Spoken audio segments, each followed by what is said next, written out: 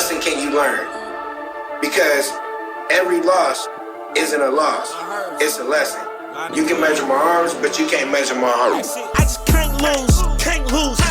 I just can't lose. Listen, I just can't lose. Welcome to Underdawg Talk. I'm your host, Eric Jones Jr., the underdog with the roll cart, and I have conversations with successful underdogs. And today's no different than any other day. I have Jermaine Blocker, my first guest out of town to come in. So I appreciate you, man. You already know, man. Yep. You already know how it go. You already know. So today's guest is a true artist and a community hero, known for creating high-quality tattoos at affordable prices.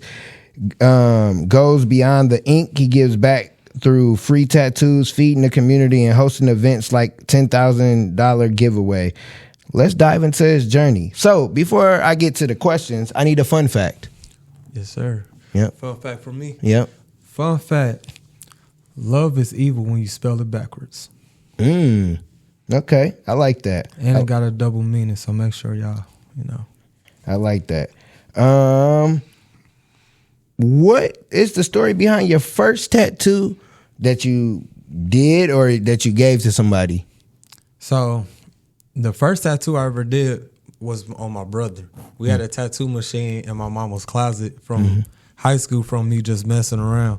And he was like, "Can you fix this?" I'm like, "Feel me? Fuck it, I'll fix it up." Got him right.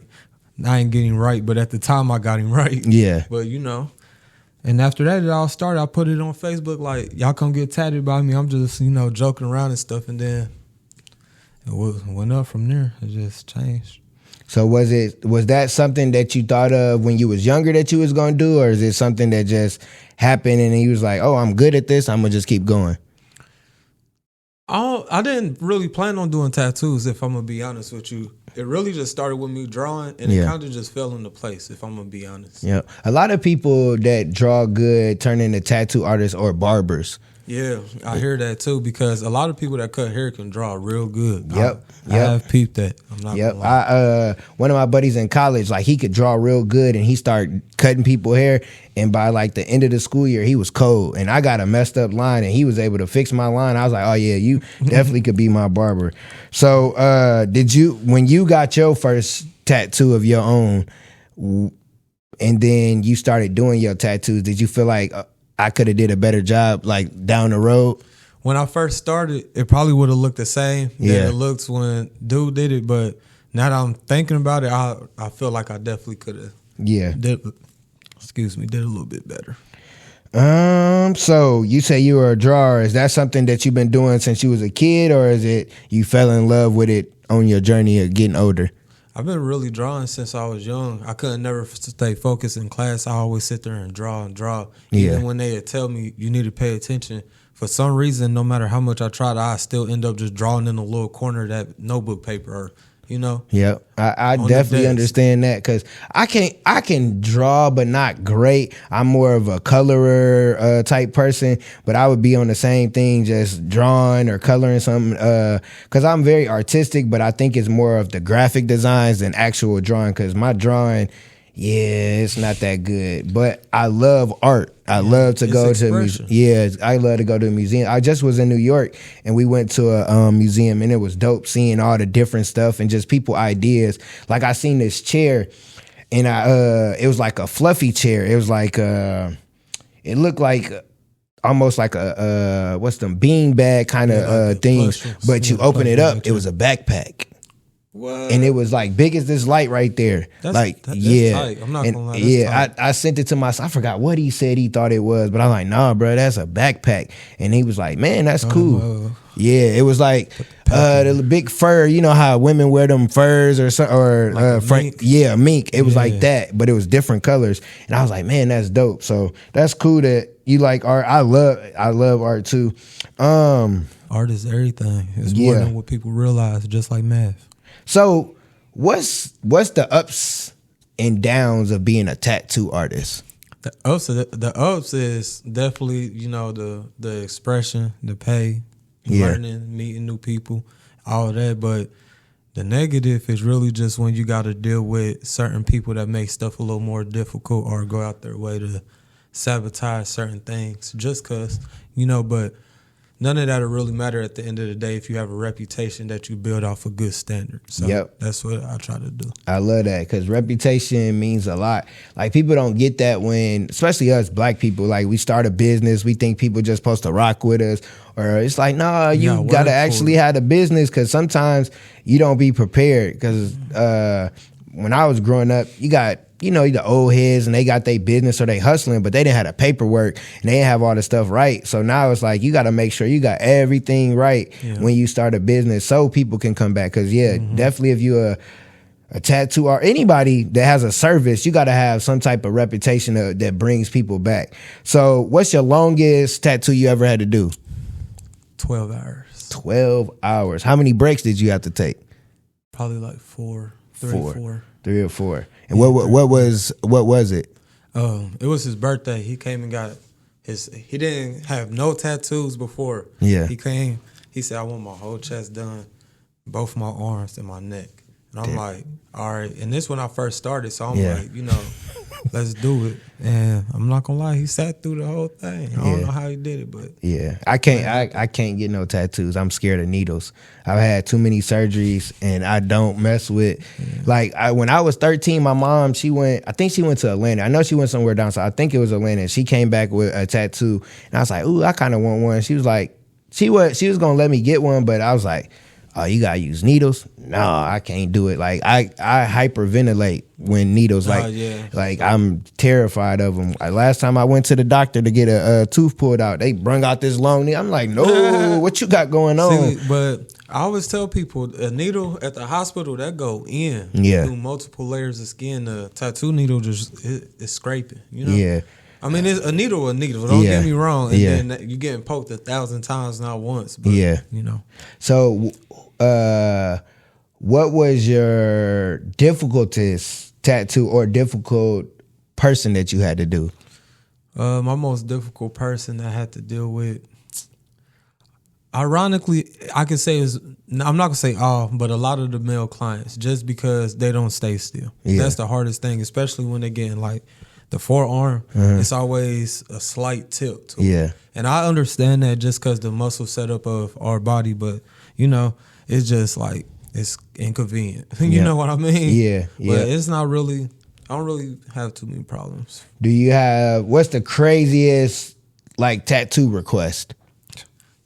Somebody was like, I want to get a cheetah head on my coochie and my nipple shaped like hearts or butterflies. And I was like, all right, fuck it. I guess we giving you a coochie tattoo. That's crazy. I always think about tattoos though too. Like sometimes people get them when they're young and they get something dumb, and then it's like.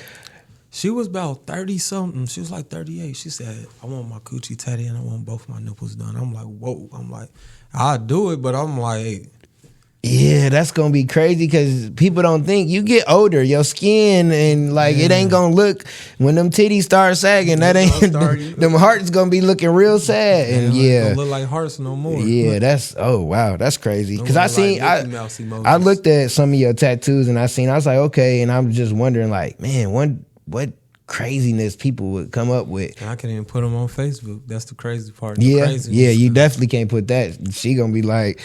You might as well start her OnlyFans or something.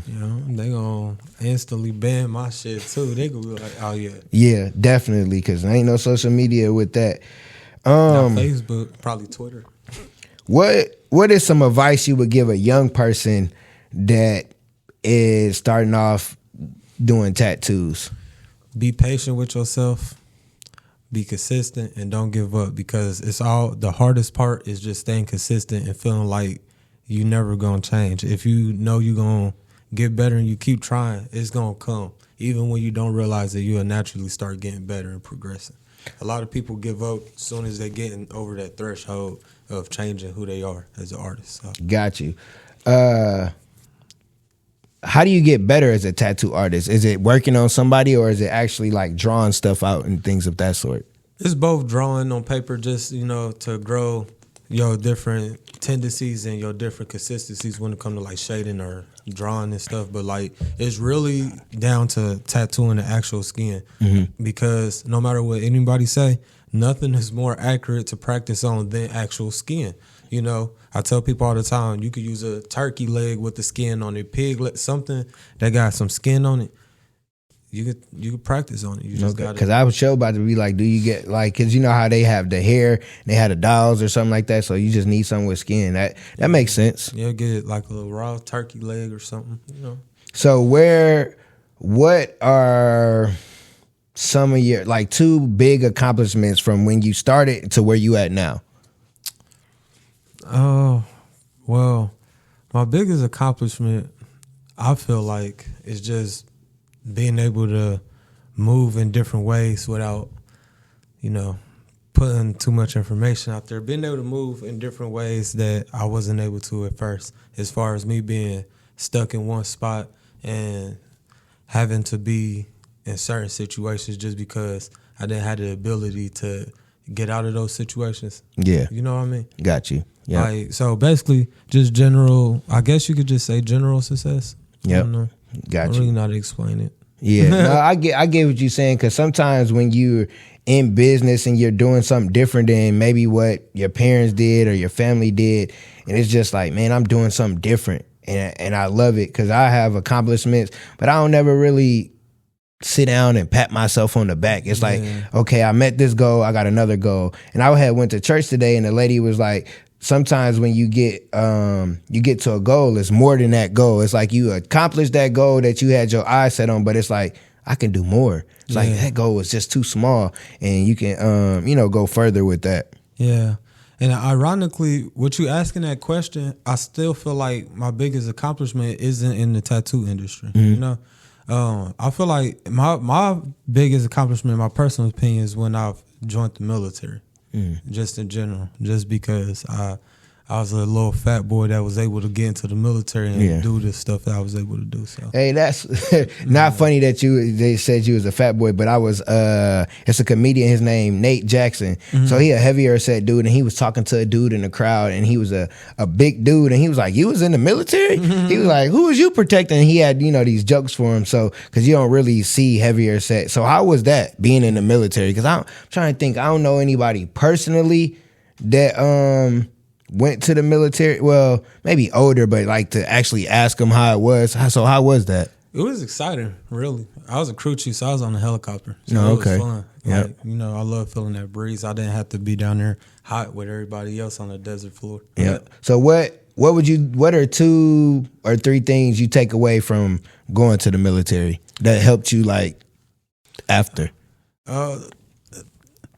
The general respect of life and everything that you do every day. Like just the fact that I'll be able to wake up and do anything is enough. Mm-hmm. Because sometimes people can wake up and be like, dang, I woke up and this and that, but I look at it and I'll be like, at least I could wake up and gain another experience, another lesson for another day, because at the end of the day, everything got to happen. And all we got to do is just deal with it, because regardless, it's still going to happen. It's all about if we choose to smile or we choose to cry, and I'm gonna choose to smile. Yeah, that's definitely true.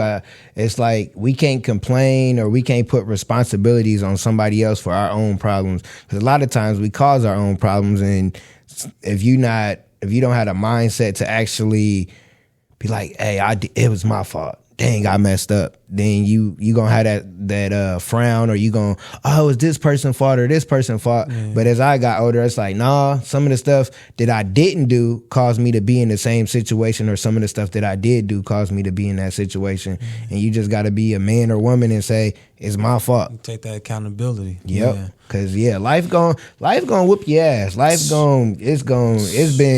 been on some Mike Tyson in the 80s on me.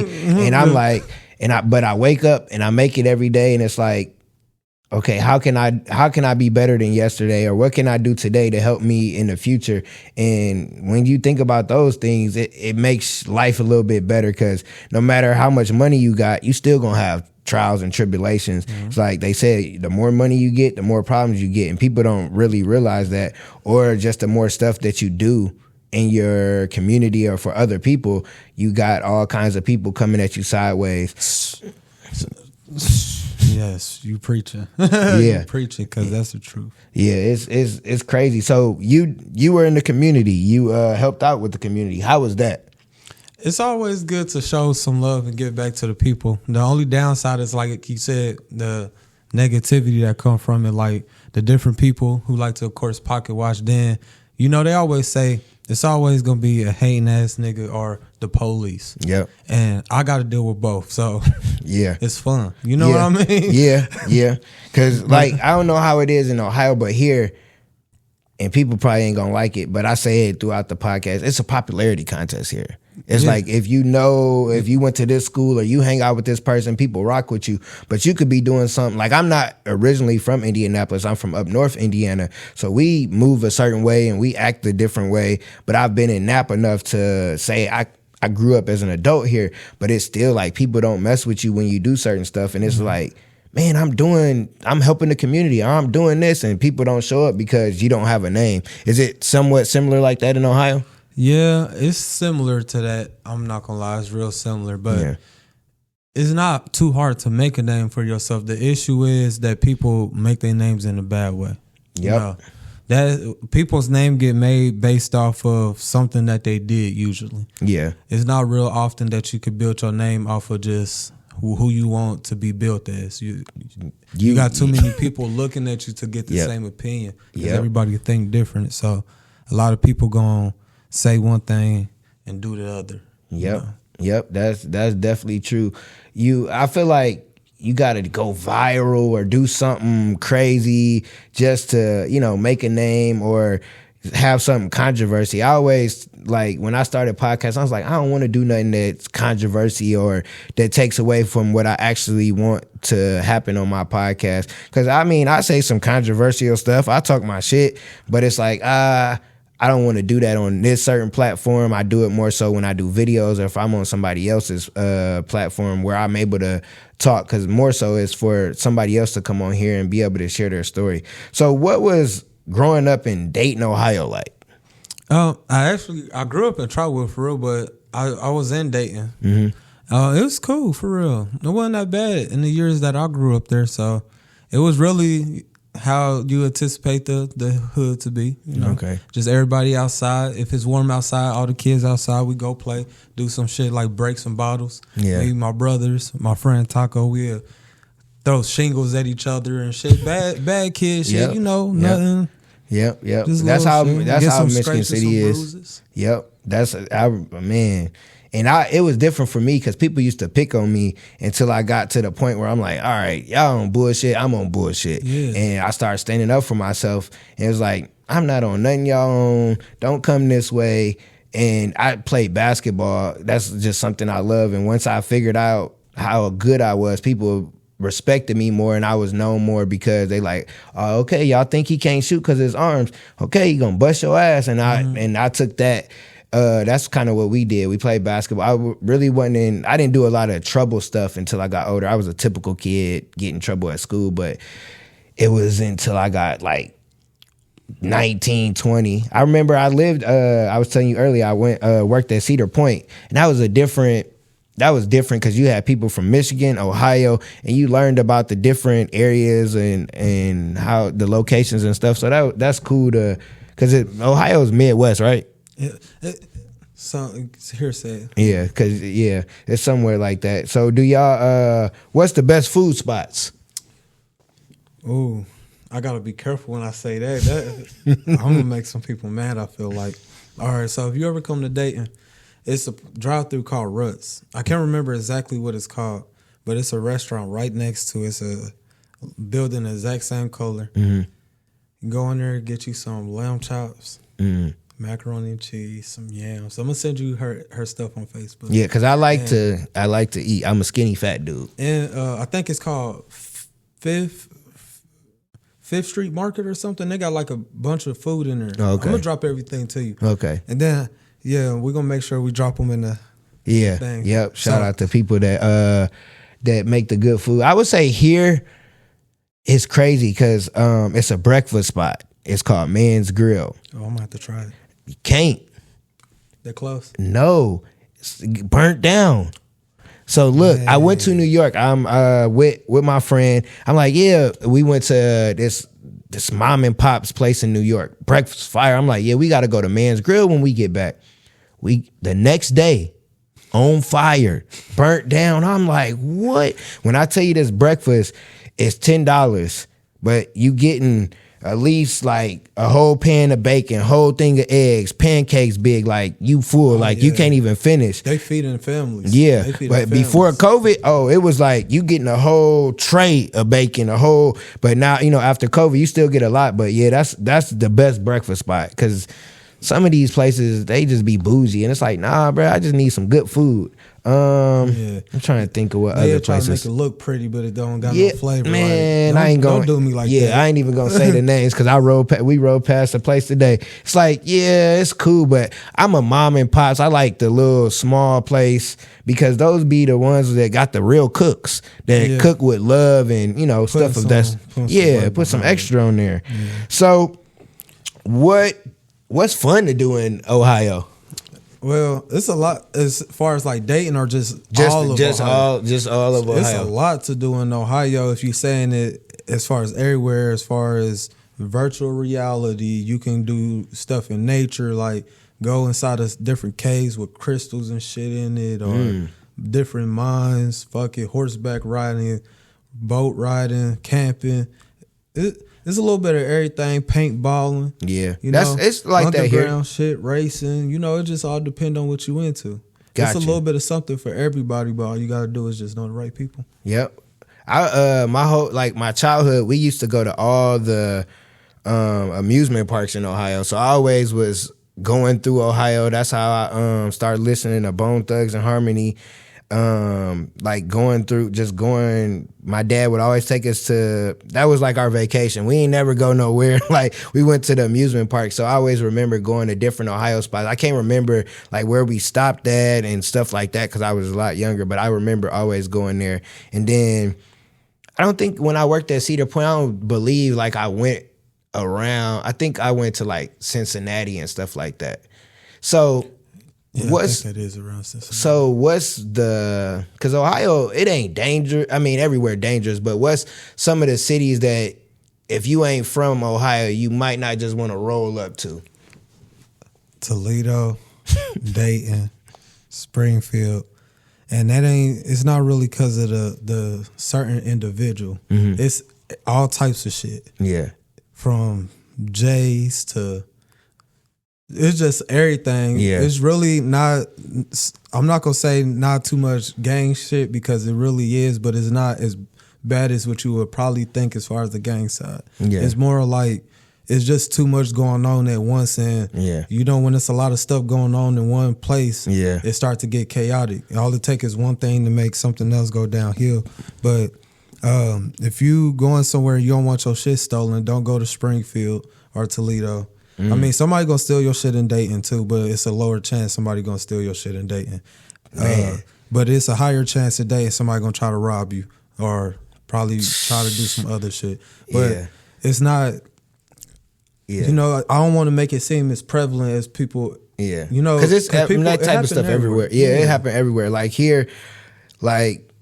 It's crazy here. It's more younger people doing the dumb stuff. That's how it is down there too. I be like, these kids, they can't fight, or they don't want to fight. They just want to pull out a gun and can't even do that. They even shot the wrong person. It's like, because I work with high schoolers, and it's like, man, y'all ain't tough as y'all think y'all is. Y'all just all talk. And not saying fighting is cool, but I would rather somebody fight than you shoot somebody, because that 30 seconds you done shot somebody, now you going to jail over some dumb stuff. I just be wondering, like, when you go to different areas, like they be like, don't go over here, don't go there, or stuff of that sort. So I always try to figure out, because when I go somewhere, I ain't gonna lie, I'm like, take me to the hood. And not on going to meet people. I know the food gonna be good. I know it's gonna be the kind of culture that I'm used to and stuff like that. But you gotta be, cautious.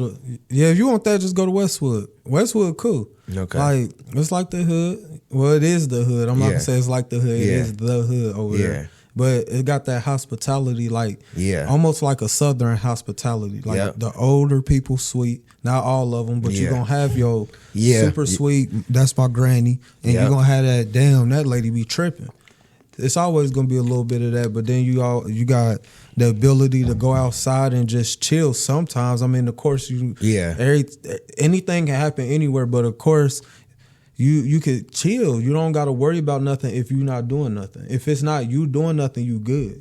You're not involved with this, and that, then you got, Yeah, that's why I be telling my friends, like, man, I'm a civilian.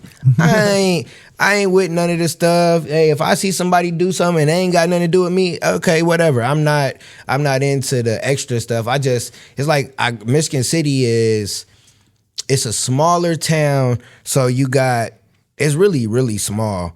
And we have different sides, but that's because we live there. But you have your areas of where you had a nice area, you have like the hood area. But it was good growing up in a small town and then being able to go to a big town, because it's like you can kind of adapt. Like here in Nap, we on the east side of town, so it's like if you live out east, you ain't never really going out west. You ain't really going out south.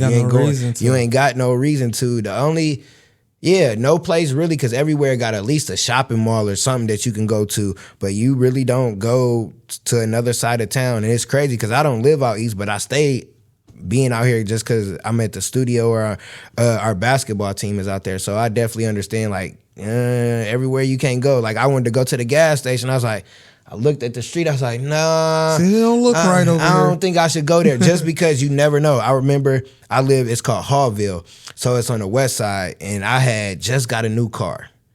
I ain't have it a month.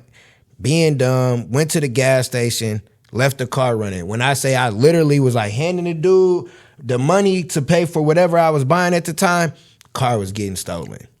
Dang. And this the thing. I ain't never no time. No. And it was a Kia. This was when the Kia boy, like when that first started.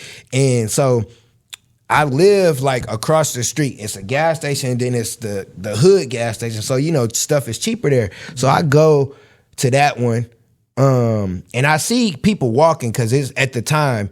At that 5-minute mark, there's nobody at the gas station, but I see people walking, and I'm like, okay, they walking over there. And I see the dude get my car, but I ain't never shot a gun. I ain't got no weapons or nothing. I open the door. I'm like, bro, don't take my car. He jerked the car. The door swung me back, and I didn't fall, but it was like, just let him take it, because I seen the other two dudes coming, and my son was at home. It's like, it ain't really worth it. Yeah. But it was like, dang, we can't even go nowhere and leave our car running for somebody to take it. And I know you ain't supposed to, but it's like, well, I can't run in the gas station and come out without somebody wanting to take my car that I done worked hard for and all this. And I just don't understand that. But people tell, you shouldn't have left your car running. I shouldn't have, but because I did, it's cool for you to take it. Yeah, exactly. Right. I don't know, man. It's the generation, like being older, because they can. Yeah, and it's being older, because we used to do dumb stuff when we was younger, but it's like being older, it's like, I don't really, that karma. That's what I always think about, karma of, because I ain't gonna lie, I was down bad, and I was getting my hair cut, and I walk past this car, all I see is hundreds in the car. And the old me was like, man. But I had my son too, but I'm like, man, why would they leave that? And then I had to think, that would be like me with my car. I can't just leave it. But it's like, why would you leave all that money where somebody could see it? Because you definitely, if it was the old me, I ain't gonna hold you. Hey, bro, we over here, come on, slide. But it's like, the older me is like, no, that karma gonna come back, and karma ain't no joke. Yeah, karma ain't no joke. So you from our sports teams? You watch sports? Not really. I don't really be having too much time to watch sports, honestly. I'll be working all the time. Yeah. Y'all don't really got no good sports teams. Y'all got the Cavs. Yeah, I mean, I would say the Bengals, but I don't know what it is. Be making up their own. Yeah, they good. Like, they on paper, you like, oh, they should be good, but then it's like, dang, what the heck? Watch them play. Yeah. That's like here in Indianapolis. I'm not a Colts fan. I'm a Packers fan. And people be like, how you from Indiana? Because up north, Indiana, you don't know nothing about down here. You more so Chicago. Like, so on TV, the Bulls games came on, the Cubs came on. Like, only time we seen the Colts or the Pacers if it was a national game. So your teams are like the Lions, the Minnesota, and the Bears, the Bulls, stuff like that. So it's crazy how you live in a city and you like, how you like teams that's not from here? Because we don't, it's a total difference. Like, when you live up north, it's like you borderline Chicago type of thing. Down here, it's a total difference. Yeah, that's why they say Ohio in the middle of nowhere. Yeah, but it don't take. But Ohio ain't really far from here though. Yeah, it's not far. They just say it's in the middle of nowhere because it's not nothing around it for real. Yeah, like as far as how everything else is in the world, like even if you go to Texas, Florida, shit, even Washington, all the surrounding places and states got hella shit to do and thousands of things you could think about that have probably been on TV. Yeah. Not Ohio. No. I'm trying to think what is. I mean, you got sports. I think Ohio is probably known for sports more so like the Ohio State, stuff like that. But yeah, I'm trying to think what are the surrounding states that you like if you drove outside of Ohio that you'd be like, all right, we going here to go have fun. That's close? Yeah. Oh. Dang. I'm not gonna lie, I always just go straight to Toledo for some reason, but that's still in Ohio. I don't really, if I go somewhere, I go out of town. Yeah. Like I'll be gone. Yeah. That's how it was in Michigan City. Like we was going to like Chicago, Illinois, somewhere. You can go to Michigan is like right there. So we was going different. Tennessee or something, but that's not that close. Yeah. How far is Tennessee from y'all? I think it was like 4 hours. I don't know. It depends on what part of Tennessee. It might be flying. I honestly don't know. Yeah. It depends on where you going. It's a couple hours. Like being here in Nap, like you can get to the majority of the states around within at least a 4 or 5 hour drive. Like even I'm trying to think. No, Detroit a little bit more because Detroit's more north. But yeah, it's a difference being here and then going somewhere else and seeing like when I went to New York, I was like, man, you ain't gotta have a car and nobody judging you if you ain't got a car.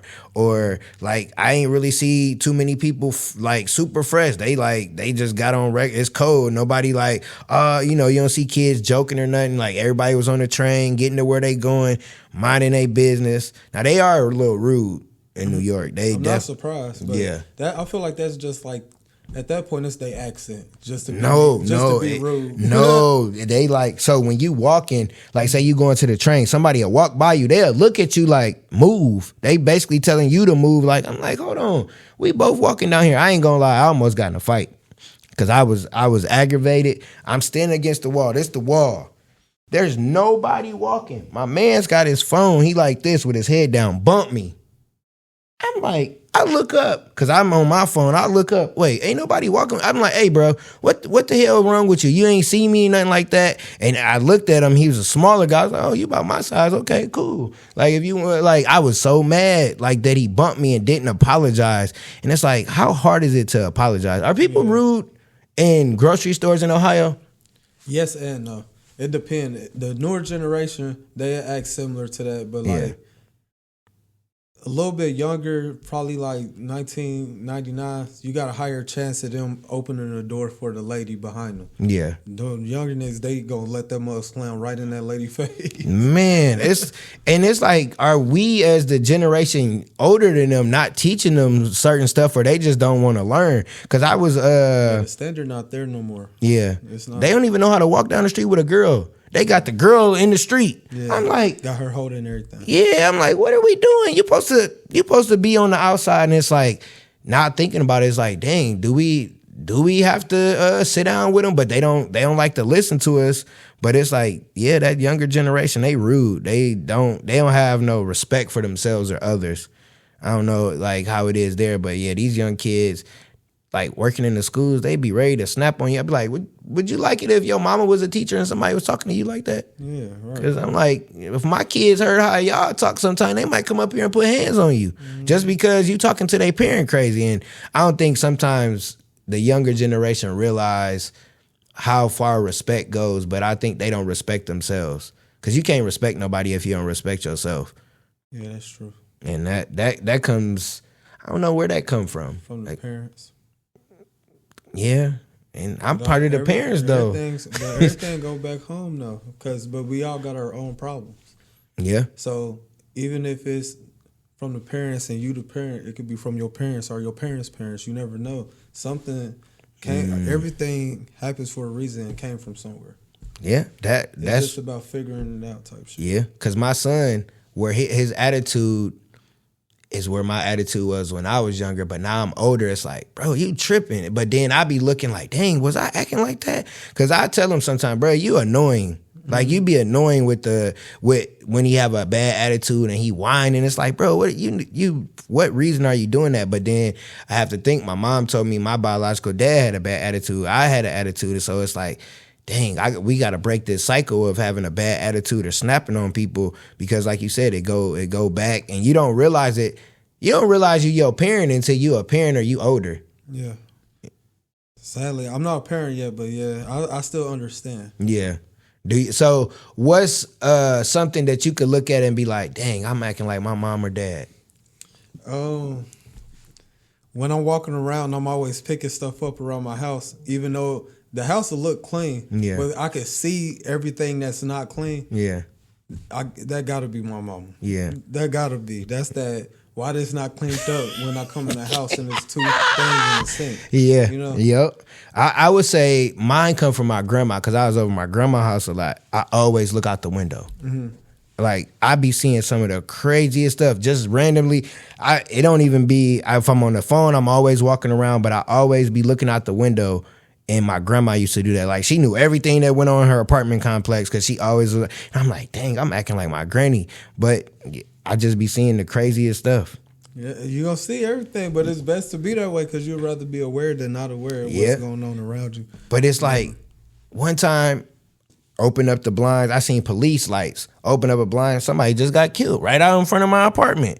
My son, he worse than me. He opened the blinds, raised it up. He waving at the police, watching, seeing what's going on. And I'm like, man, that's crazy that because we didn't hear nothing. We was in the house. He was chilling in the living room. I'm in the room. And I came out to check on him. And I'm like, dang, why is he lights? And then stuff like that. It's just, I see some of the craziest stuff. I promise. I don't know what it be. Like I had a segment on the show. Sometimes I be forgetting some of the stories. You won't believe this because I see some of the craziest stuff just looking out the window. Or today I'm in a grocery store. This little, he might have been 6, called his mama the B word. No, my mama would have put. Listen, I would have backhand my son to Jesus, bruh. And me and his mom ain't together, ain't been together. But and it was a dad with him, and I'm like. And he ain't say nothing? Didn't say nothing. The mama was like, oh, that's cool. She said something like, oh, that's cool or whatever. I'm like, that's not. Am I tripping? Did you just say that? I don't know. I couldn't. Yeah, my mom, I wouldn't even, that word wouldn't even dare come out my mouth around my mama to call her that. Right. Not even, that wouldn't even be a thought. No, because it's, That's a whole nother level of some disrespect. Yeah, that's you in the hospital. Your teeth really get knocked out. Cause they'll tell us all those different. How old are you? 24. Oh, well, you younger. Whoa, you younger than me. Yeah, I'm 24. Yeah, I'm 38. When your birthday? May 7th. Mine's March 7th. Okay, okay. My mom's birthday is St. Patrick's Day, so so 17th. But yeah, you don't have I could tell you young or look wise, but you don't seem like you're a young person. That's a good thing. That's one thing I would say about your age group. Around, I say 21 to like 27, y'all doing more than what I was doing at y'all age. I was in college cutting up, skipping class, having parties, making money, but it wasn't all legal ways of making money or just doing dumb stuff, never saving my money. But I see a lot of younger people, like between your age and the age I just said, that's really getting it. So I salute y'all for that because some people bullshit when they that age. They like, oh, I'm 20, I'm going to just go out here and live life and have fun. And then when you get to 30, you be like, damn, I fucked up. Yeah, I should have just did it when I was. Yeah. So what are your goals with being a tattoo artist? Well, I want to be hopefully one day I want to be the biggest tattoo artist in Ohio in general. And then eventually, you know, it'll be cool to be known around the world or shit, but not really just known as far as just like, oh, he fire as fuck. Like, just known to be the right type of person. You know, the person that's doing the right thing for the people and not trying to take it from them. Because too many times we hear about people getting put in certain positions and they use it to take from people. I don't want people to, I want everything to be off good standard and off love, because at the end of the day, we're supposed to sow seeds and let them grow, not sow them and stump them out. You know what I mean? Yeah, that's true, because people get titles or they get money and then they forget where they came from or how they started and then start acting different. I hate people that get a title and a job and forget that they used to be at the beginning level and then start treating people different. It's like, those are the type of people you don't want to be around or even work for. And people don't get like, dang, why don't nobody want to work? Because you acting brand new. Yeah, don't nobody want to deal with that. Nope. Like, I work in schools, and like the people in admin or like the network, the people that's high up, they be trying to tell us what to do as educators. Like, you ain't been in the classroom in how many years? These kids is different from when you was in the classroom, and they try to like come up with some data and be like, oh, you guys should do this. How about you come show us and see if it worked for you? Because if it don't work for you, then it's stupid. How's it gonna work for me? Yeah, people, I just don't like that. And I like that attitude of yours of like, no matter, you know, what level you get at, you gotta show love. Because if you show love, well, you gotta love yourself first, and then you show love, people gonna gravitate to you no matter what you're doing, because they see that you're a genuine person. Sometimes people ain't genuine and they don't, you know, show, they fake it for social media. Right. And then you see them in real life, you be like, damn, you an asshole, or dang, I didn't think you was that kind of person. And like, what the heck? And it just never made sense to me of why people act like that. But that's good that you had that mindset at such a young age, because people don't have that, and that'll carry on with you. So who are 3 top people, famous people that you would want to tattoo? Lil Baby, because he ain't got no tattoos and he said he'll never get one. So if he got one, for obvious reasons, you know. The Queen of England. Okay. Just cause. Yeah. They really all just cause. You know? Yeah. I don't know who the third person would be. I feel like it gotta be somebody that'll piss people off. Like bruh in Korea, Kim Jong-un. Yeah, I give him a neck tat. Yeah, those are 3 definitely different people, but I get it, because it's like, just because Lil Baby, one of the biggest artists, and I think he's close to your age, and like he has that same kind of mindset as you. Like, the stuff he does in the community is more than just him being a rapper. I think people forget where they come from and to give back to the community. So yeah, because he's one of my favorite artists. And the other 2 people, yeah, that'd be dope just to say you did it. Yeah. And then people forget that the community, you might as well give back to your community, the people who gave you the money. If they gave you the money, why can't you scrape them off some change? I gotta say that in the camera. Yeah. Like, if people are supporting you and all they gotta do is like, comment, and share your stuff, and they giving you bag for it, why wouldn't you just break them off something? Y'all act like y'all can't give people deals. Y'all like y'all can't show people love. Y'all act like y'all can't show constant support, when really all you gotta do is just that to be better as far as yourself and other people. I just have to say that in a camera, because I'm tired of people acting like we got a penny pinch to do the right thing, because you don't. Nah, you on point. It's more so like Ace from Paid in Full. Everybody can eat. Like, everybody do something different. Like, you a tattoo artist, I do podcasts, I do other stuff, and it's like we can still work together and help the community out. It don't gotta be. And I'm the type of person, I think a lot of it, people want to be Michael Jordan. Everybody want their face out there, say it's their event and this and that, and they don't give back for just cause.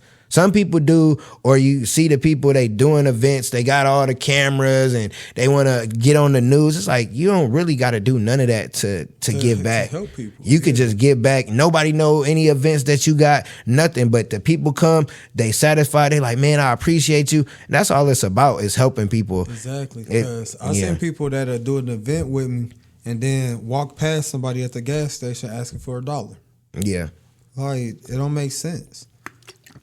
Now, with the people that ask for money, because I seen a dude today and I seen a lady, she gave him about $20. And I feel like, because a lot of them, some of them, they be having a phone, some of them don't. They gotta figure out how to be able to use technology. I think that would help them a lot more than them asking for some cash, because a lot of people don't have cash on them. But if you had some way to have a phone with a cash app, or some way people could send it that way, you would probably get more money than you would sitting there begging, not begging because you trying to get to where you at, but asking for money. I think they gotta figure out a different way, because I'd be like, man, I don't got no money, but I can't, dang, I want to give that person something. Excuse me, but I can't. Yep, but I can't, or I can't send you something.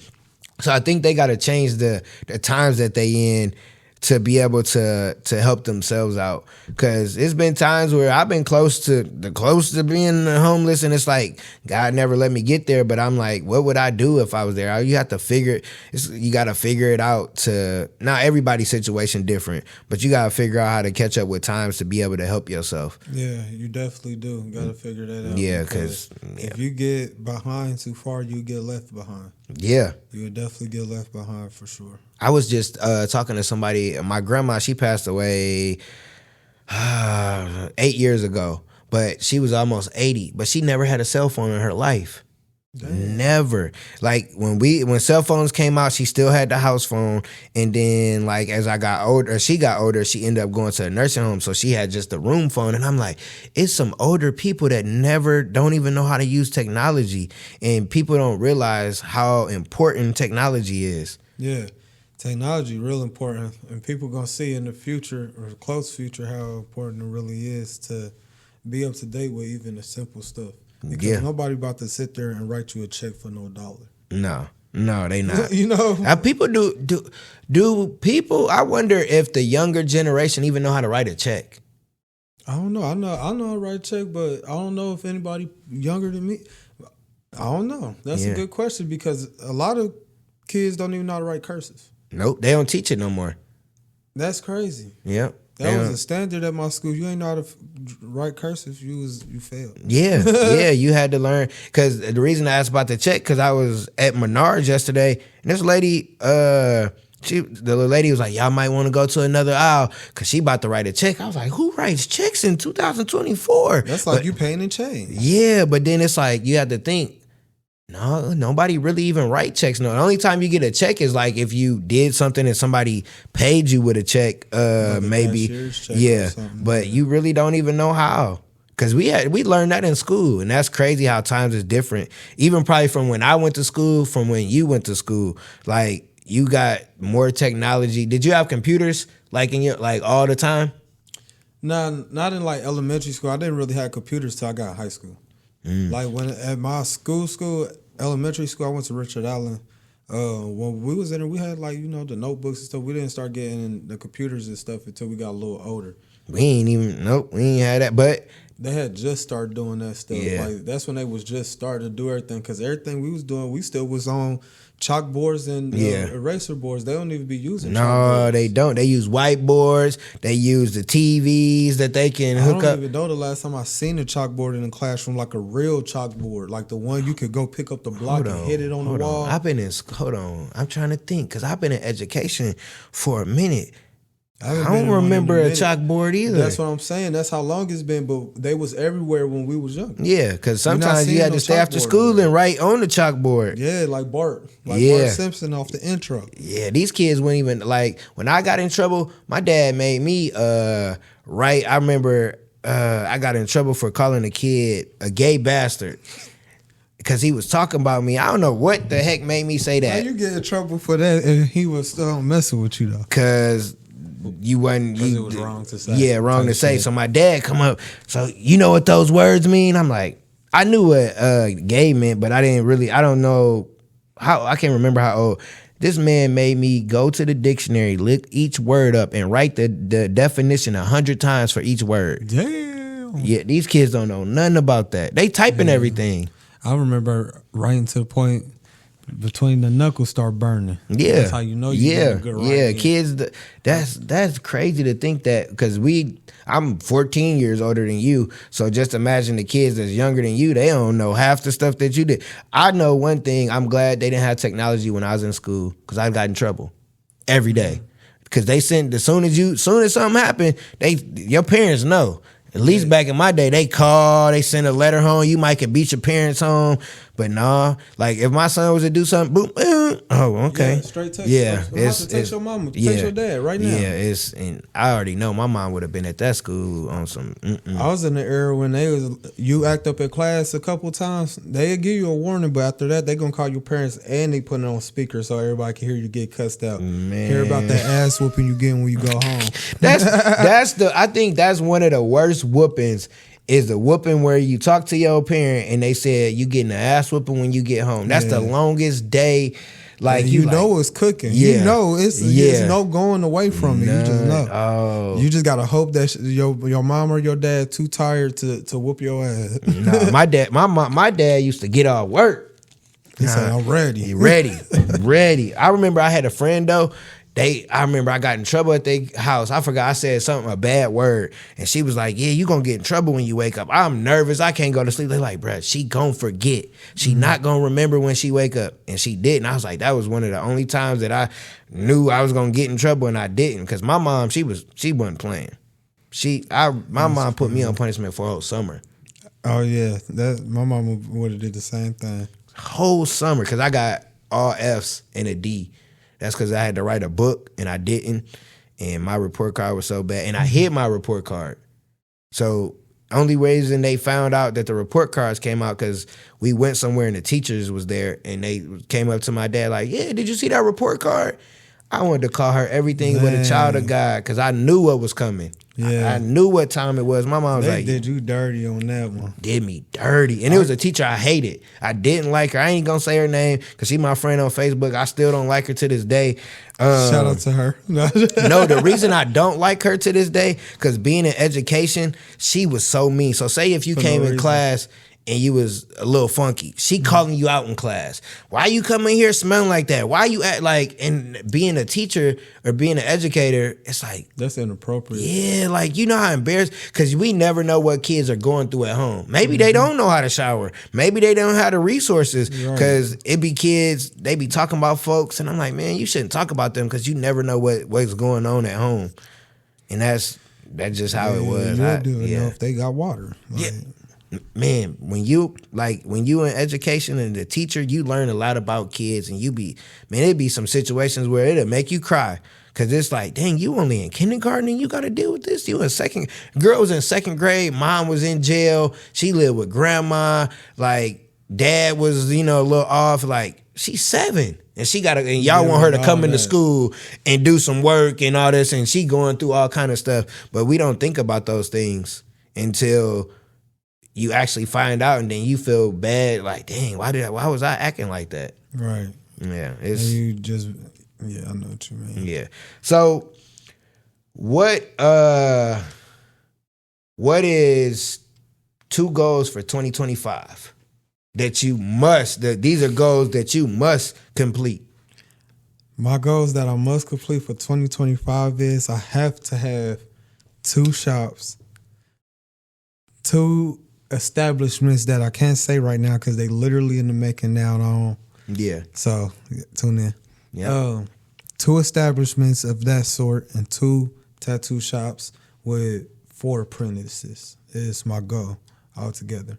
So that I can start building my way up to the point of being able to just get people booked and get them tatted without me having to do all the work. I love that, because when you do all the work, that shit ain't as fun as people think it is. Man, that shit tiring. Then the main thing I'm always hearing is, well, at least you can make your own schedule. No, you actually can't. The ironic part is you can have an easier schedule at your regular job than working for yourself, because when you get off work, you off work. Yeah. But when you work for yourself, when you're off work, you still working, because people still gonna be texting you. People still gonna want this. You still gonna have to do this, and it's not like, okay, I still get a break at some point in the day. No, as soon as you close your eyes and you go to sleep, and they open right back up, you literally back at work. You know what I mean? Yeah. So, yeah, you right about that. Like, cause it's times where I be like, I ain't doing nothing today. An idea come, or I be tired, lay down. Ideas come. I'm like, man, let me get up and write this down so I don't forget it. Like, you don't stop working unless you really shut down and not doing nothing. Cause I did that. I just watched Alex Cross, or it's not called Alex Cross, but it's called Cross. I just watched that like series. I binge watched it, I think last weekend. And I was like, it was cool to not do nothing through my phone, like to not, cause when you working for yourself and you trying to build to not have to go back to a job, it's hard, especially when you by yourself. People be thinking it's, oh, I see what you're doing. Man, you know how tired I am? right. You don't know about 2 hours of sleep. Yeah, or I didn't pay all the bills. Now I got to pay, invest in my business, and I ain't got no money for myself. I gotta wait the next check or figure out how to make some money. People, it's not as easy as people think it is, but it's rewarding if you're doing something you love. I think a lot of people don't do stuff that they love. They just be doing shit. Right. And it's like, oh, this ain't gonna work. Let me start something else. Cause how long you been doing tattoos? Like 4.5, 5 years now. So that's kind of right after high school a little bit. So you probably got a couple more years, and people gonna be like, oh, he came out of nowhere. No, I've been doing this for some years. I hate when people be like, oh, they came in. No, nobody comes out of nowhere. Yeah. Even if you didn't see the person, like, they been putting in the work, because you have to put in the work, because you have to educate yourself. You don't just get somewhere out of nowhere. No, people don't unless get that. Unless you was born with it. Even we then, don't got that privilege. Even then, people be like, "Oh, Steph Curry, his dad played in the league." That don't mean nothing. He had to put in the work to build his reputation. Yeah, LeBron. Okay, he's 6'8", 250, but it's a lot of 6'8", 250 that can't do what LeBron do. Especially he about to be 40 by the end of this year. Ain't too many 40-year-olds hooping like that. Right. Or in shape like that. Because a lot of times, I'm going to tell you this now, in your 20s, make sure you work on your health. Because when you get to your 30s, you wake up, them knees get to making noise, all kind of stuff get to happening, because in your 20s, you just ripping and running. You ripping and running. You ain't making sure that you eating the right stuff and stuff like that. I remember my cousin told me, I was like 25. He's like, man, make sure you take care of your health. Because when you get in them 30s, it's different. And it is. Yeah.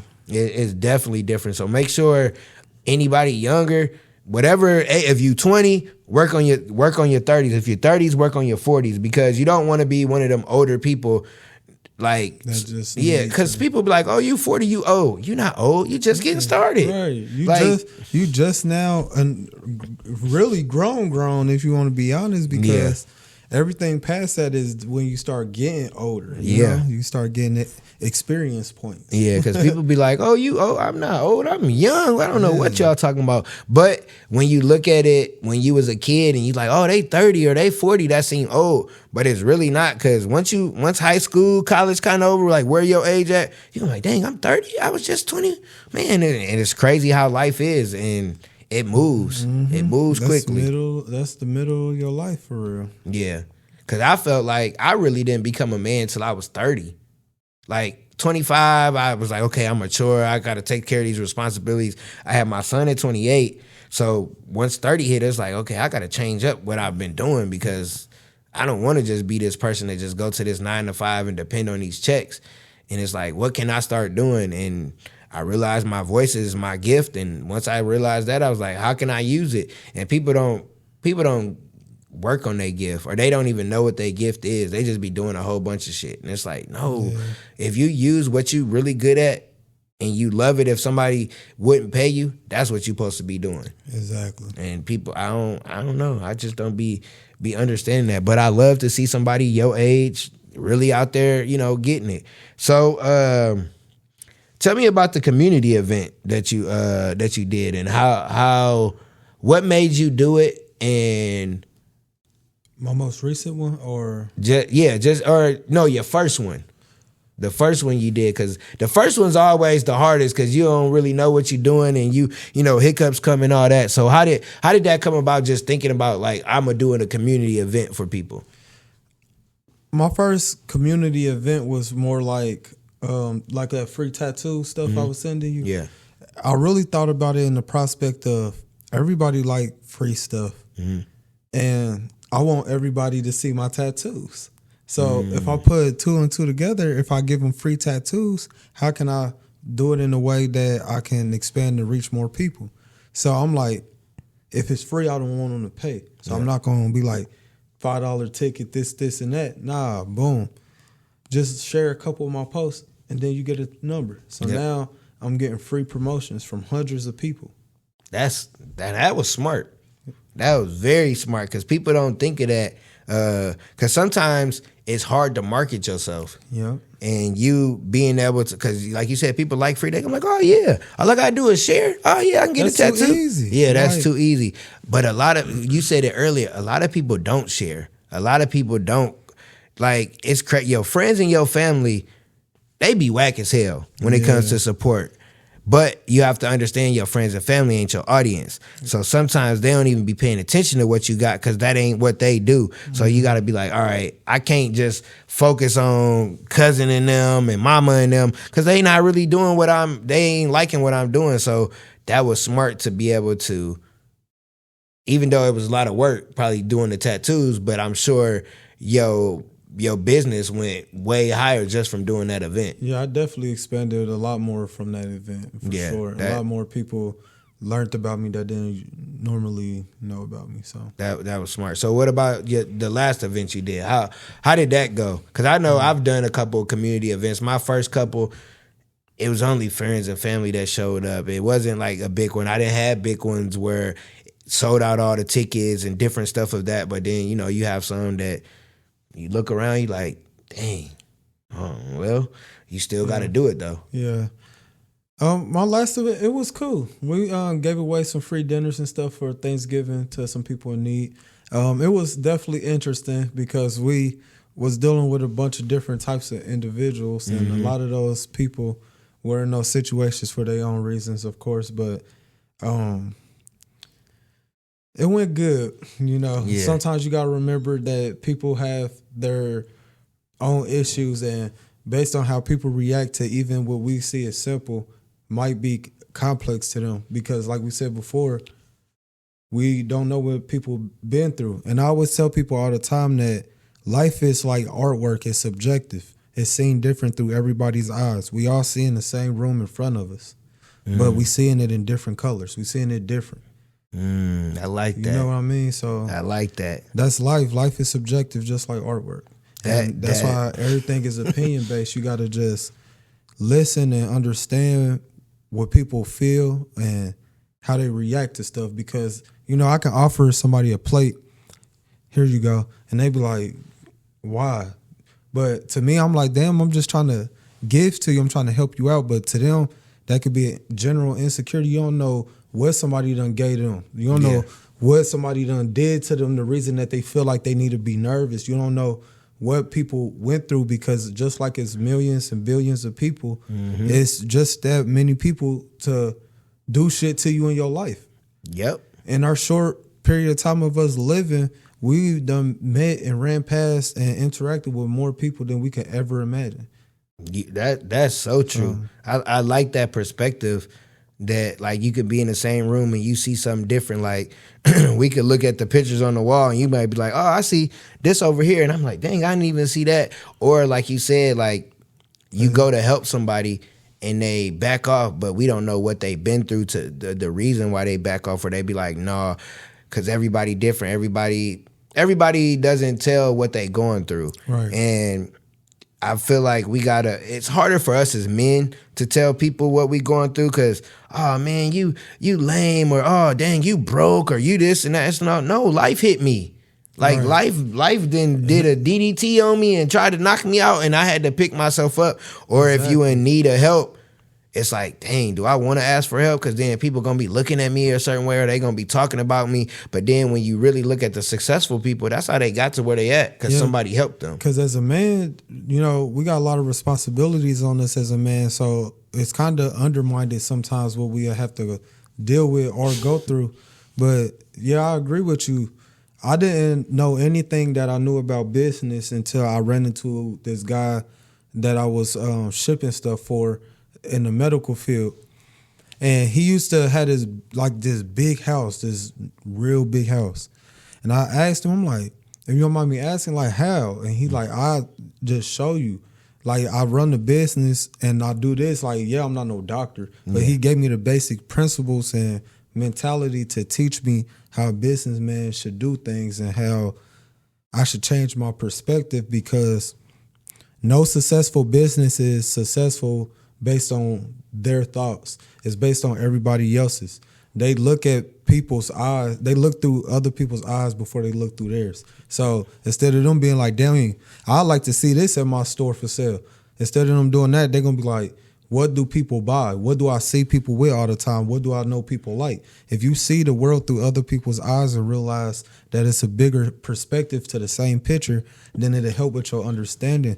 And that's what causes a lot of turmoil and drama in the world, is because a lot of the times we all agree with the same shit, but we'll go to war about what we agree with. Like, I understand stuff like religion and stuff can be a complicated subject, but at the end of the day, our religion and all things in life is teaching the basic principles of love, joy, happiness, and teach and be this person and show people how to do this and, you know, build people the way that you want to be built. That's the same as any religion. Yep. Anything that, even our morals, if you don't believe in anything, your morals will teach you that. Yep. So if we all know that, then there's no reason that we should be going to war about simple shit, because at the end of the day, we all have the same thought process. It's just that slight variation that can lead us down this way and us down this way, and that'll be enough to split the two apart.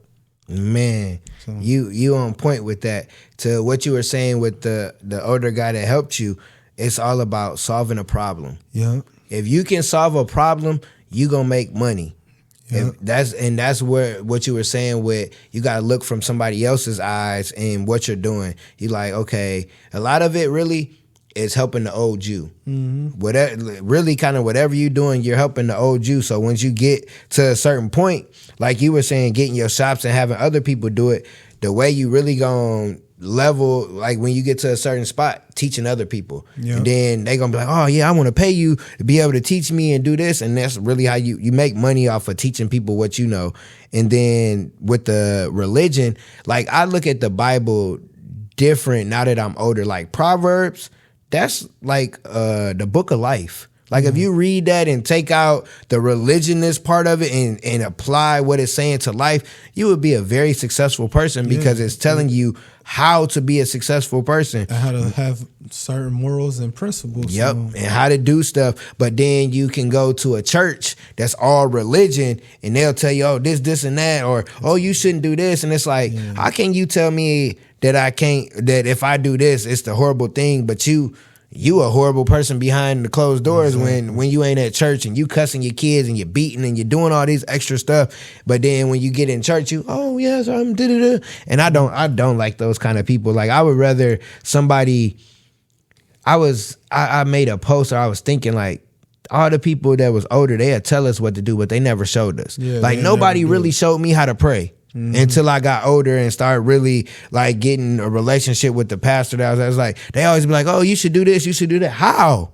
Right. How? Because show me. Because if somebody can't show you, then you can't really. Nobody gonna believe you. And that's how, when you come from like a hood or the one side of the tracks, people ain't gonna believe you till you actually get it done. So it's like, you don't really always got to tell people what you're doing. Just show people, because they're going to be like, oh, man, he came from where I came from and he did that. I can do that. And that's how really it is. Like, so when you come from a certain area, don't leave that area behind.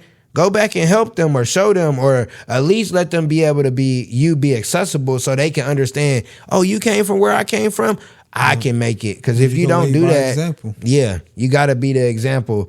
And you can't be the example that you saw if the example wasn't good. Some of this stuff, you got to unlearn what you learned to be able to get to where you at. Because you got to be able to go to somebody and ask a question. I think people, the dumbest question is not asking a question at all. It's like you got to ask a question because a closed mouth don't get fed. Right. So if you ain't going to ask, how you gonna figure it out? And sometimes all it takes is asking the right person, and they be like, oh, here, this door open for you. Now you didn't, oh my God, my life didn't change. Oh, right. I'm making more money than I ever did, just because you knew the right person. Not because you went to school, not because your degrees or none of that. Just because you were man or woman enough to say, hey, I need some help.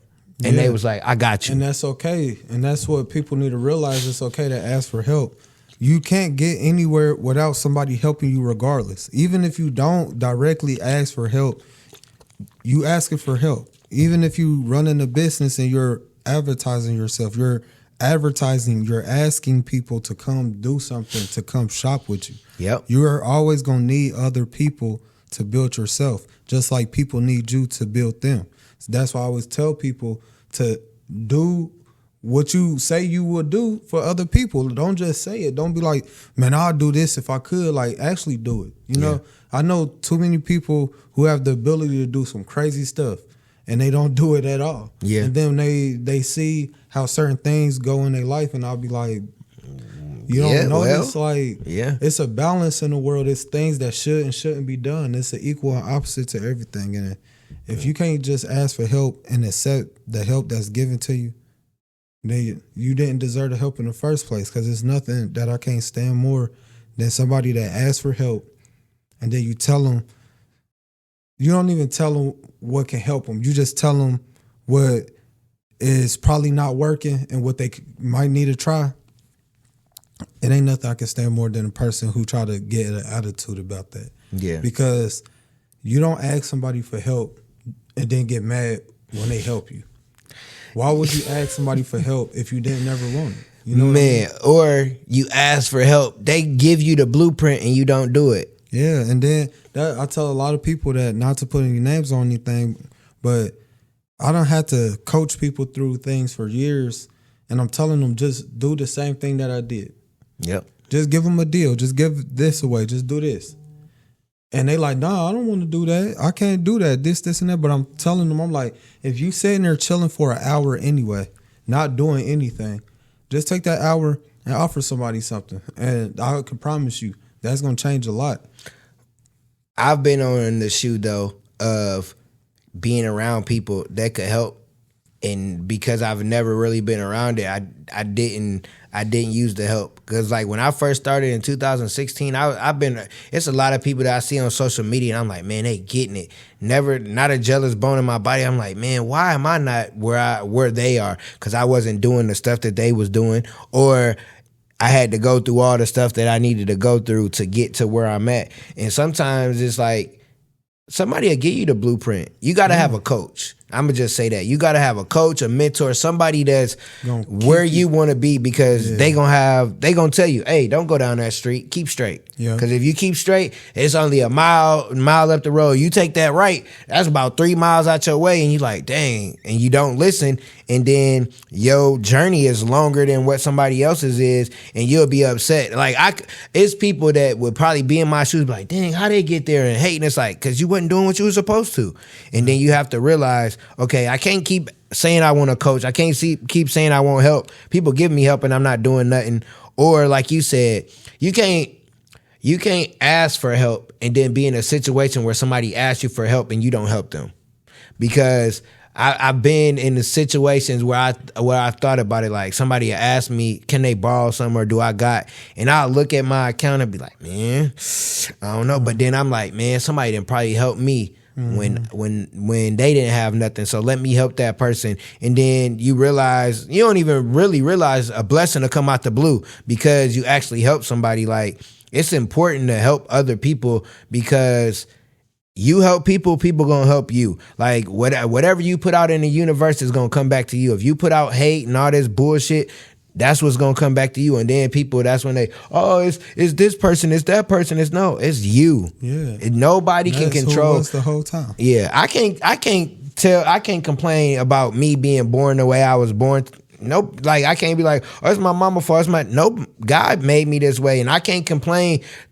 Like, me complaining, nobody would even understand what I'm talking about because they ain't never had to go through it. So it'd be sometimes when people complain to me, I'd be looking at them like, man, if you don't get the hell out of my face, do you not know what I didn't had to go through? But you can't look at somebody and be like, well, I didn't been through the fire, I didn't got this, and then somebody else might be a certain way. Because I used to do that when people say they got surgery. Like, bro, that outpatient surgery you having, that ain't nothing. But then it's like, that might be something to them. So let me not have an arrogant attitude towards them. And you realize that as you grow up or you get around people that think different or think the way you think. Because a lot of times us in our community, we want to stick with our homies. We don't stick with our day ones, and they ain't on shit. You been broke with your day one since day one, and you still hanging with them and trying to do business with them. Sometimes you got to separate. You just my homie. You just my friend. We can kick it. You know my kids, all that. But over here, this is business. My man over here didn't help me get 6-7 figures. You ain't really helped me get 6-7 figures. I tried to put you on, but you ain't want to. So you gonna stay in the friend zone. Sometimes you gotta friend zone your friends in business. Right, you got to, because you can't always mix the two together. I agree with you 100%. Man, because that'll be the one thing that'll make you fall down. Yep. Cause or trying to help too many. We see it with sports people. They try to help the whole hood, help every cousin and all that. But then when you in a certain spot, nobody want to help you. But you be like, hold on, I help. Or those people don't reciprocate. Or what it is, people don't add value to your life. And you can't keep people around that don't add value. And sometimes it ain't money. You could have that person that come give you an encouraging word or give you a hug or call you and be like, hey man, I'm proud of you. People don't realize somebody calling your friend, calling somebody you know and telling them that you proud of them, that you love them, that go a long way. Rather than, oh, here go buying some merch. Because you let me know you've been paying attention to me. You know what I've been doing. You know how hard I've been working. That goes a long way. And people don't do that. They don't add value to your life. And then they wonder why they don't stick around. Yeah. You preaching for real. Yeah. Because people don't add any type of value sometimes. You know, I'm not saying everybody, but people in general. It's always something. If they can't add value as far as teaching you something to do to be better for yourself, they can't show you how to do something new. They can't show you how to do a bunch of shit because they don't even understand. So it's not even like you trying to be funny or you trying to just be like, I can't be cool with you. Cause it's like sometimes it has to be that way. Because if you allow yourself to get back in a certain position, what's the point of two people being in the same spot where one person could get out that spot and help you get up with me? You know, we can just keep climbing together instead of as soon as somebody try to climb, you pull down. You know what I mean? It's like somebody holding the ladder, somebody climbing. Now you climb up. Now we keep going. And people don't think like that because a lot of people want to be the front runner. I like being behind. I done a lot of stuff where nobody know I was included in. That's cool. The people that I helped know that I was included in it because people always want to have their face in front of stuff, and that's cool. I like to be behind the scenes because I'm doing it because who I am as a person. I'm not doing it for any clout. I don't never do nothing to be like, oh, I hope that I get on the news or I hope that. No, I just do it because that's who I am and that's how my mama raised me. Like, it's crazy how I help kids, but I was helping kids when I was a kid.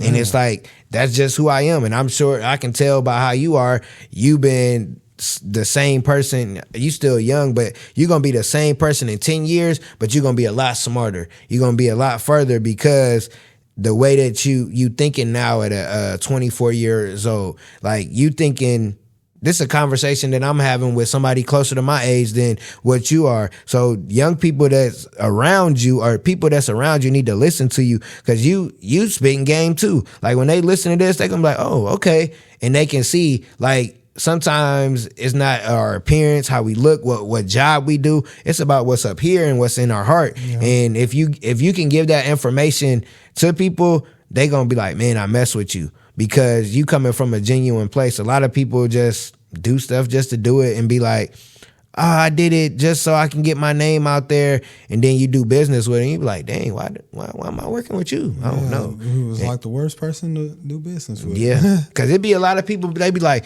you heard it, you should have them on your I'm like, no. I already talked to them. I already then messaged them. They ain't on nothing. Because I done have people steal stuff.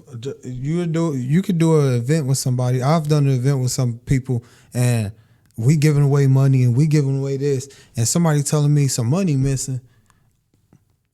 Why is the money missing if we giving back to the people and we all counted? You know what I mean? Yeah. That's and it's like, dang, you will think you doing business with somebody, and it's not even business. That's a principle. You know, we not even doing business. Like we doing something together for the people. Yeah. So the fact that you didn't even take from me, you took from my people. Yeah. And that's different. But what you just said, people don't got principles. People don't got morals. They throw them out the way. One thing I don't do is disrespect. I don't care who you is. Like, it could be my mom. If I felt it was a real disrespect way, I might not rock with her for a minute. But if you disrespect me or you do something that I see that's not a part of, I don't rock with you. And people don't have that. People be like, oh, well, they offering this amount of money. It's like, bruh, but all money ain't good money. You can't just go work with anybody or anything. Like, when people ask to get on the podcast, I'm going to research who you is. I'm going to look at your page, see what you got going on, because some people motives is to get on people podcasts and talk about shit that don't even got to do with the pod. Like, I had a person come on, bruh. She talked for 40 fucking minutes and I couldn't get a word in, and she wasn't talking about shit. I deleted that episode so quick. Like, I'm not, and she was like, oh, we could reschedule. No, we can't. No, we can't. No, and I'm not in studio closed. Yeah, when you have your own, you can be like that, and people don't get that though. Mm-hmm. They don't get, like, when you get your shop, you gonna run it however you want. What you gonna? Well, you shouldn't run it like. Why? It's mine. It's my shit. It's mine. Whatever mistakes happen, they on me. But I'm gonna run it the way I feel like I can run it, and people don't get that. They'll try to tell you some shit that they ain't never done. Well, you should do this. That's like, I don't go to my parents for entrepreneurial questions. They not entrepreneurs. Why am I gonna ask? Now, maybe a business or managing, because my mom did that, but like how to like manage a business or little steps or something. But certain stuff I can't go ask them, or if I do ask them and they give me the wrong answer, I gotta tell them like, nah, mom, that's not it. Right. That ain't it. That's what I be telling people. Yeah. My bad, no, you good. Yeah. But yeah, that's really how it is. Yeah, that's what I be telling people too. Like, you can't ask somebody how to make $1 million if they ain't got $1 million. Nope.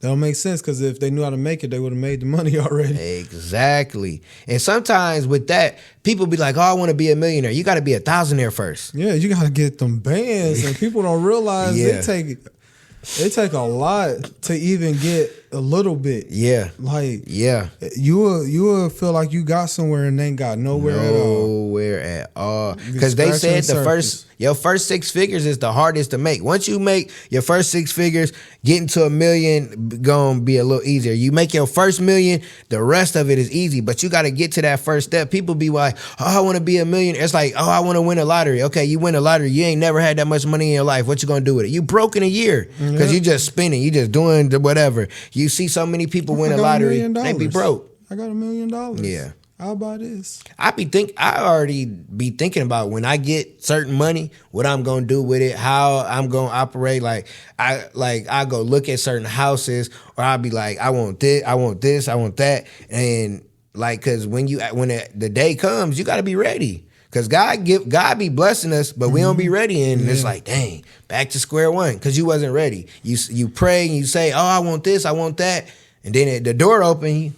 Oh shoot, I ain't ready. You wasn't prepared for it. You wasn't ready. You just talking about it the whole time. Yep, because I'm sure you got a plan for your shops. So if somebody was today, when they see this episode, hey man, I stay in Ohio, I can help you out. Okay, cool, I got because if you don't got the plan behind what you say you want to do, they're gonna be like, oh, you just talking. Yeah, you done wasted my time. Yeah, I could tell somebody down to what I want on the first thing as soon as I walk in the door. Like, I know exactly how I want everything, but that's exactly how you got to be when you're serious about something. If you don't show that you got serious principles, then nobody's going to take you serious.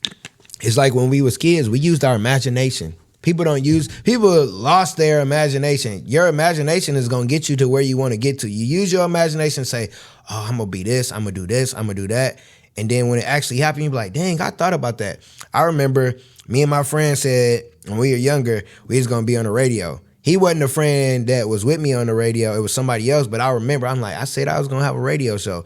And a podcast, nobody knew about podcasts when I was younger, but a podcast is like a radio show. And I'm like, I've been doing this for some years. And it's like, I said this when I was a kid. And it's like, you say some stuff and it really happened, but you got to be ready for it. Yeah. And you got to learn. You really do got to be ready for that shit. Yeah. I always knew I wanted to make some money drawing.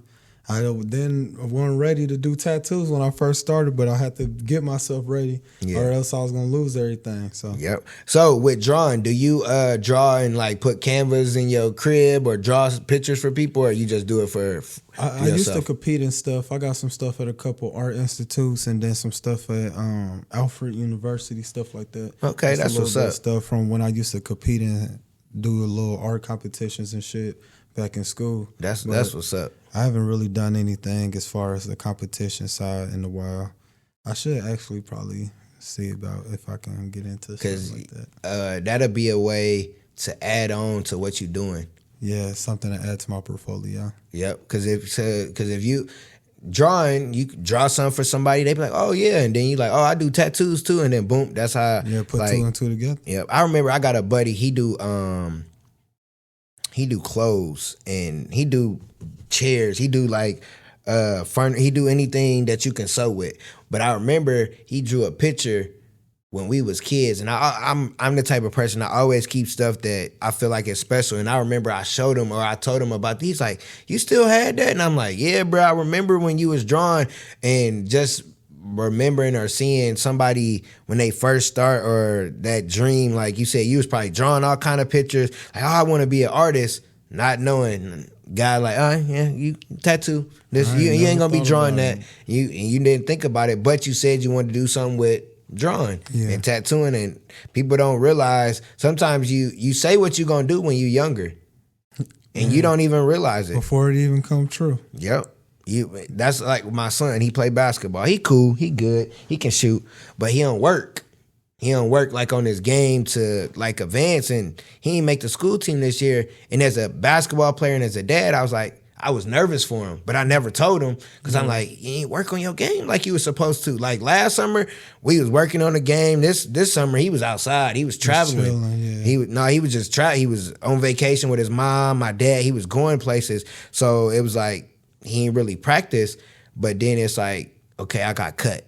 Now I got to work on my game. So I never feel like that again. Because sometimes you got to get knocked down to get back up. A lot of people, and I always tell my players, you're going to lose way more than you win. Because if you don't lose, then how you going to get better? That's where the lessons at. Yep. Losses are lessons. Yep. You can't always think you're going to win. Steph Curry, Steph his favorite player. My son was born in 2014. He don't know Steph before that. He only know the winning Steph. I'm like, bruh, Steph couldn't even walk down the street without spraining his ankle. Like he wasn't the Steph that you saw. But them first whatever years, now all you seeing is him winning. But he had to go through the hiccups in life. That's why when something happened to me, I'm like, I've been through worse. We gotta think about when we were younger and the adversity that we went through. Oh, we overcame it. You already overcame all the adversity you need to. It's just a different obstacle. This obstacle you might got to jump over, something, crawl under something, do something, but you've already overcame the adversity. You just got to figure it out. And when you realize that, life would be a lot easier. You won't be so stressed on yourself because a lot of people, life is gone life. Yeah. But if you realize, okay, this loss ain't going to be here that long, this win ain't going to be here that long, let me stay level-headed and keep going, you'll be able to win. Yeah, each time. And that go all the way back to what we first was talking about when we was talking about being patient with yourself. Yep, you definitely got to be patient with yourself. So, this been, I told you it was going to take a little minute, warm up, and conversation got to cracking. Yeah. So, do you do your own tattoos? I did these when I first started, like it's practice. I did a couple on my arm. So are you Are you more I don't think judgmental is the word, but are you more, your eyes are more open when somebody else does your tattoos now that you're a tattoo artist? Hell yeah. I'll be paying attention to stuff that I shouldn't even pay attention to. Yeah. But it's like, not to say like I'm picky or nothing. I just look and I'll be like, I probably would have did it this way. Not to say it's ugly or nothing, or not to say I don't like it, but as an artist, you're going to naturally think of different ways to do the same thing. Yep. So what, as we getting towards the end, what, like them tattoo shows that come on, what do you think about them? Like Black Ink and those things. Like I fuck with them. You do? I fuck with them. I haven't watched Black Ink for real, but like Ink Masters and stuff like that, I fuck with them because I feel like it's opened the opportunity for more tattoo artists and people to learn about the industry. Because even in a short period of time I've been tattooing, the industry changed a lot, especially in my city, as far as how many people used to get tattooed. You used to just hear people getting tattooed like a luxury. Like they just get a tattoo. Oh, let's get a matching tattoo for this holiday, or I want to get this, or they are planning it. Yeah. Nowadays, you'll have people getting tattoos the same way that they get a haircut, or people get their nails done, or it's just normal. Like somebody will just get up one day and be like, I'm about to get a tattoo. Yeah. You know? They call it ink therapy. She got her first couple and she be like, I want to get another tattoo and get another tattoo. And it's like, man, I don't know. I always kind of wanted one, but just the fear of needles, I'm like, I don't want one. I always thought maybe if like something happened to a close family member, I might get their name or something tattooed, but I be seeing a lot of people the kids, bro, they sleeves in high school, and I'm like, how the heck? I'm talking about full body tattoos. And sometimes I think kids they get stupid stuff. Not saying all they tattoos, but sometimes they get some stuff because that's what's trending. They don't think about, okay, when I'm 20, when I'm 30. But even people having tattoos now, I think is more acceptive. Like back when I was younger, like if you had tattoos all over, a tattoo on your face, or I remember a guy, he had tattoos, he had the big earrings, like where you can make it big. I forgot what it's called. Yeah. And it's like, oh, you ain't getting no job. But now it's like, you could have all that. And I love that because it used to be a thing where you was judged because of your tattoos, especially if you had tattoos on your head or on your face. Now, some people with tattoos, they a little scary. Like you be having the thugs or the gangsters that I remember, like them be like, why you got these tattoos? Or if you see them tears on them teardrops, oh, I know what that means. I'm gonna leave you alone. But I think tattoos have become more acceptable, just like dreads and different hairstyles and stuff. I like that the world has accepted us more for just being an individual than because you look a certain way. Right. They're accepting us for who we are on the outside and inside. Like, yeah, we feel like we want to just be straight up. Yeah. Like, fuck it. Yeah. 'Cause even in the military, they making exceptions on tattoos. So that's cool. and that should tell you a lot. Yeah. They don't play when it comes to. Yeah. They don't play when it comes to that shit. So. Do you did you have to cut your hair? Yeah, I actually did. Man. So have you always had hair before you went in there? I had locks before I went in. Then I cut them off. I was bald head, like skin tight. Yeah. I'm gonna show you the picture. It's crazy. And if I'm able to, I add it on my little thing.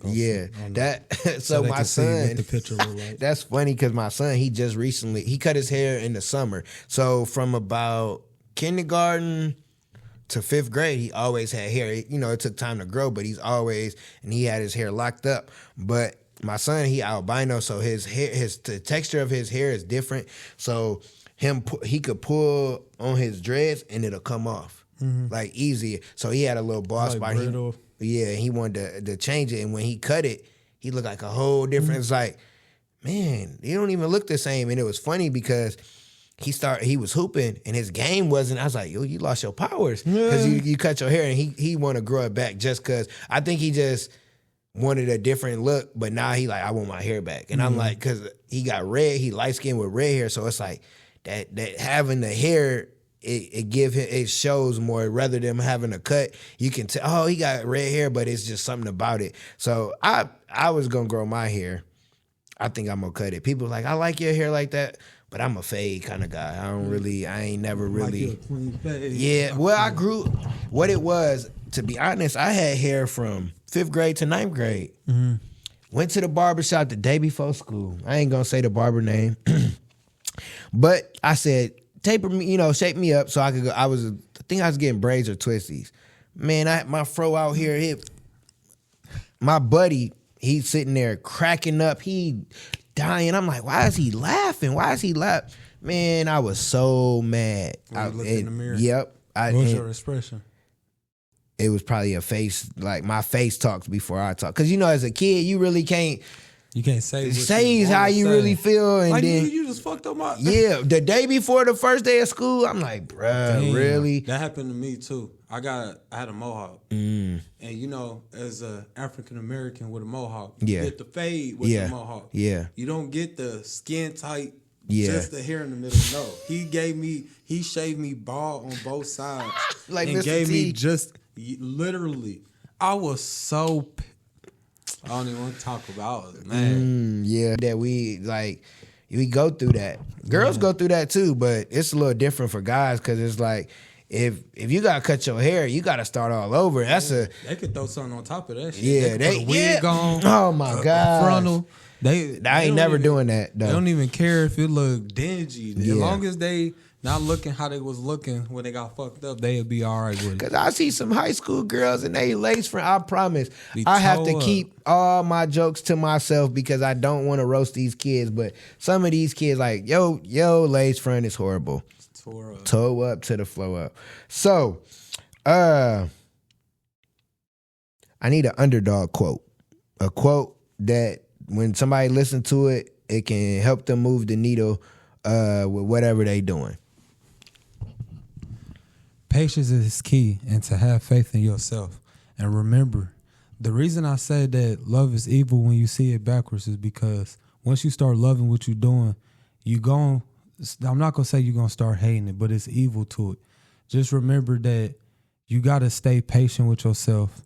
You got to stay consistent with yourself so that you could keep that love from turning to hate. Rather it's from the people, from your mindset, or the things that go on around you. Don't let that stuff dictate your future because your future always ahead of you and everything that happened is behind you. So, I love that. I love that. So I appreciate you coming. Like I said, you the first person. Yeah, the first person to travel here. Huh? From my city? No, just in general. Somebody that don't live in Indianapolis or Indiana. I had one lady, but something happened with her plane, so we had to reschedule and we haven't done one. But because I want to be able to go to different people's spots and do the podcast because that's what my goal was when I first started, to go to where people are comfortable. Like if you a hooper, I want to come to the gym where you practice, or you doing a tattoo, I want to come to the shop. So going definitely have to slide out to Ohio at some point. Yeah, come tap in with me. Because there's people that I had on virtually that I want to go visit too. So I appreciate you for coming and reaching out to me because you reached out to me. And sometimes people reach out and I'll be like, why did they reach out? But I checked your stuff out. You was consistent. You was like, all right, you made sure we was on the same page because sometimes people forget to be like, or people forget that they scheduled the podcast. Yeah. Because they scheduled it 3-4 weeks in advance, and I'll be like, hey, you still good? They be like, oh, I forgot all about it. So appreciate you for doing that. Let people know how they can reach you on social media. You can reach me at Jermaine Tattooer or Jermaine Blocker on Facebook or Jermaine Tattooer on Instagram, Jermaine2K on Snapchat. That's JermaineBlocker or Jermaine the Tattooer. I appreciate y'all. And you can find me, just type in Underdawg Talk, UNDERDAWG Talk. You just type that in Google and I'm going to pop up. I love to tell people just Google me because sometimes people Google you and ain't the best things to Google. Yeah. Yeah, you could Google me on there. You put in Jermaine Blocker. You going to see my tattoos and probably my mug shots. So before close, is that a common name in Ohio? Your last name? Blocker, not that I know of. Okay, yeah. I was looking. I was like, man, I don't never really heard. Because sometimes it'd be people with, like, I know a kid, his last name was Petty. I was like, oh my gosh, if I would have had that last name. On my ass. Yeah. Yeah. So different names. That's cool. I'm trying to see. Oh, I always shout people out. You can shout somebody out. I gotta shout out my 10U boys that play football, City Coats. They in the national championship game tomorrow. So I'm gonna say they gonna win. If they do win, I'm definitely going to post it so to let y'all know. They won today 43-0. They won yesterday 34-0. They in Atlanta. And so I can't wait. I can't wait for football season to end because I'm ready for basketball season. We going for a repeat on the state championship. We won in 4th grade. They going to win in 5th grade. So shout out to them. Shout out to all the coaches because some coaches are more than just coaches. They father figures. They uncles. They there for the kids. So shout out to all the coaches, city coaches on all the teams because everybody didn't make it. Shout out to 11U. They might be playing right now, so I don't know if they won or not. They won yesterday. They came back from they won with like 19 seconds left. Look, not a Hail Mary, but a long pass. And shout out to 12U. I think they still in it too. So just shout out to the whole organization. Shout out to the moms. I don't want to forget y'all. And I think that's it. I'm gonna shout out my son's team, Kingdom Ballers. They in the tournament. If they win the first game next week, they'll be in the championship. So we championship teams around here in my little circle. So shout out to everybody that's playing sports and that's winning. Shit, I want to say shout out to, of course, my mama and my dad. Then, of course, to my brother. And then the starting 5, me and my cousins. Shout out to all my cousins and everything that we got planned for the future. And then I want to shout out my new promo team, actually. And that's going to be Courtney Smith, Mia Johnson, Bria Jones, Haley Latrell, Teron Jr., and Dejanay Howard. I appreciate y'all. Welcome to the team. Shout out to everybody that supported, that's like, comment, share, and everybody that's looked out for any events. And, of course, shout out to all my clients and all the people who show love because, like I said once and I said it again, I couldn't do nothing that I'm doing without y'all. So I appreciate y'all. And, of course, we always got to say thank you to the Most High, the highest of hosts. So, you know, every day a blessing as long as you wake up. And on that note, keep being great. I was going to ask you to say something at the end.